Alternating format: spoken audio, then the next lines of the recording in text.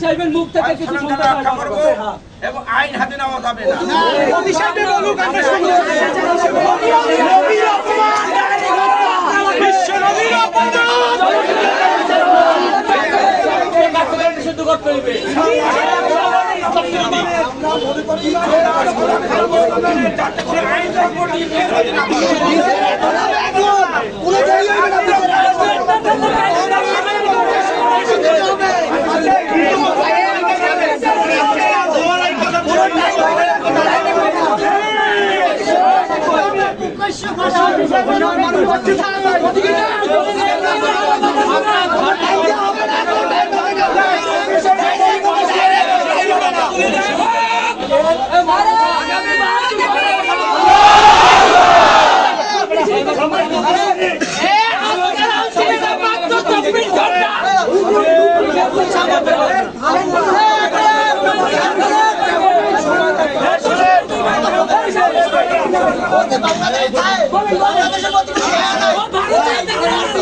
ইসকনের ঠিকানা এই মাটিটা হবে না।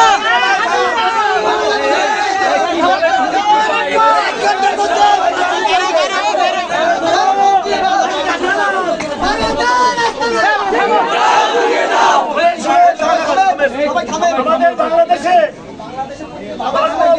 এমন কোন আইন নাই আইন করতে হবে। এই প্রশাসনের মাধ্যমে বর্তমান তত্ত্বাবধায়ক সরকার দায়িত্বশীল যারা আছেন বিলাসপ্রেমী আইন সারসিনা দরবার থেকে মধু বিশ্বাবুজুকে বারবার মানুষের কাছে বারবার বলেছেন বিলাসপ্রেমী আইন যাতে সর্বধর্ম নিরাপত্তা নিয়ে বসবাস করতে পারে। আইন করা হয় নাই বিদায় এরকম কুলাই গেলেরা মানে এরা দিয়ে আমাদের ইমানি পরীক্ষা নেয়।